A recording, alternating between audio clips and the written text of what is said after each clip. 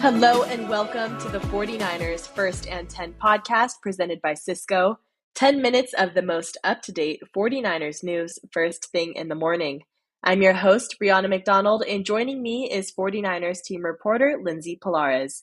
The 49ers fell to the Vikings 23-17 on Sunday despite strong performances from key players. Getting right into it, Lindsay, what do you think were the main factors that contributed to the loss? I think it was a little bit of everything, Brie, right? We heard the team talk post-game and also head coach Kyle Shanahan. Yeah, give them a lot of credit. They played real well, but it's too sloppy on our part. The two turnovers on offense, struggling on third down on both offense and defense. The special teams with the block punt might as well the same as a turnover to us. It was disappointing. We can play a lot better than that, but tip my hats off to them. They're part of the reason. It was the issues on third down, the uncharacteristic turnovers, uncharacteristic special teams error.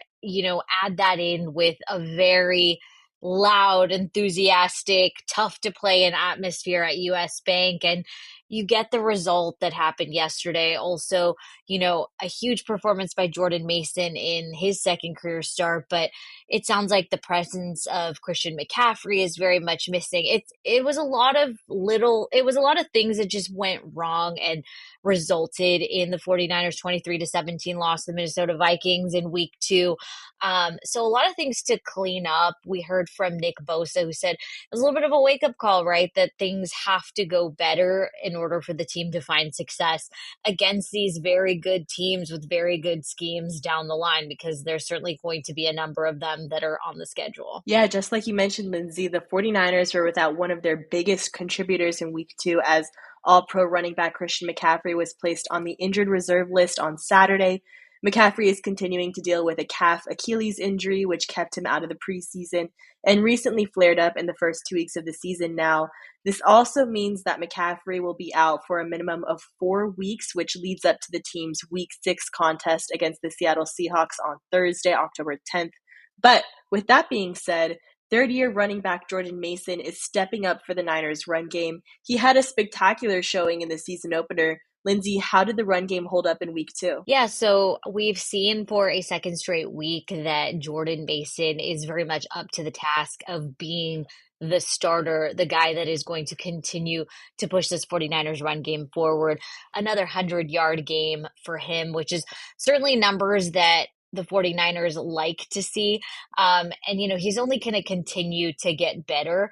He had 147 rushing yards against the New York Jets in week 1, and then 100 rushing yards on 20 carries and another touchdown in this one. So hopefully more to come, games like this from Jordan Mason, because it's certainly a necessary thing for the Niners as they continue to wait for Christian McCaffrey for whenever he comes back. Like you mentioned, the earliest that he could come back, October 10th.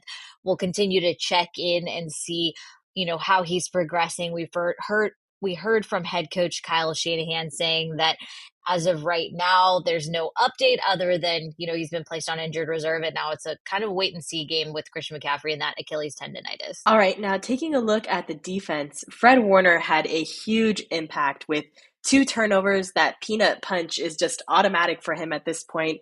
He had 9 tackles, a sack, a QB hit, a tackle for loss, an interception, 2 passes defended, 2 forced fumbles, just numbers across the board. So what does his leadership mean for the team's defensive unit and really the entire team when it comes to those momentum shifting moments in a game? One of my favorite things that came out of the post-game press conferences was Nick Bosa saying that Fred Warner is his security blanket, because Fred Warner is very much, how we've said in seasons past, the quarterback of that defense. And those 2 turnovers were really what kept the 49ers in the game, really all the way down to that final drive.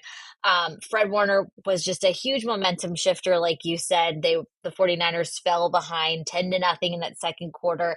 That his first interception was that splash play that the 49ers needed to get re-energized on that side of the ball. And then the 49ers were actually able to go capitalize on that turnover and punched in their first touchdown of the drive on that ensuing drives. So second turnover came in the third quarter.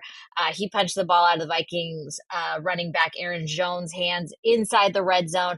Again, just a huge play that obviously brings a lot of energy to the team. And that's really what Fred Warner is described as, like that game changing player on that 49ers defense. But unfortunately, they needed a little bit more yesterday in order to help, set this team up for a win. Yeah, Fred Warner had a sack, and the defensive line also recorded 3 sacks in this game. What were some of the key factors behind their success on Sunday? Yeah, I think this 49ers defensive front has had a lot of time to work together. And as we've said time and time again this offseason, the 49ers very much invested specifically in that D line.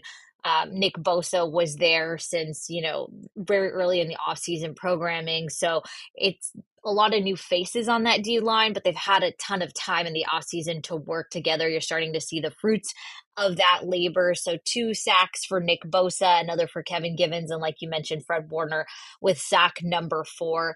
A good showing. You want to continue to kind of copy and paste that, add a few more if you want. But again, just didn't have enough splash plays from both sides of the ball in order to get this win done. But you want to keep the good elements of this game, and that certainly was the turnout by the defensive line. Just making it tough on opposing quarterbacks in order to help put the ball back in the offense's hands ultimately. Yeah, given the 49ers' first loss of the season, how did the team respond directly after their game? What was their message? What was their tone like? Yeah, what I admire so much about the 49ers, and this is kind of a historic thing, is that there is no pointing of the fingers. This is a team that takes ownership of the mistakes that happen, the things that break down. And there were a number of them, right?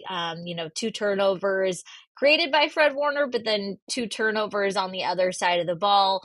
Special teams blocked punt that you almost never see, and everyone was just talking about how they can do a little bit better in the next outing, and that there are things to clean up.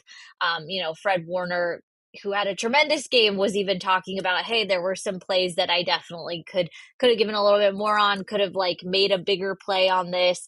I think for the team, it is the third down on both sides of the ball. The defense needs to stop the opposing offenses on third down and then continue to convert on the offensive side of the ball on third down. Yesterday, we also saw that there were 3 fourth down attempts. 49ers only found success on 1 of them, so had 2 turnovers on downs as well. So there's a number of things to go back and look at the tape on, and that's what the 49ers have already started to do. I don't think there's any cause for concern, but this is a good reminder that they're going to be the number 1 target of a lot of teams this season because they are so highly regarded in the NFC and across the league. They are going to get the best game out of everyone.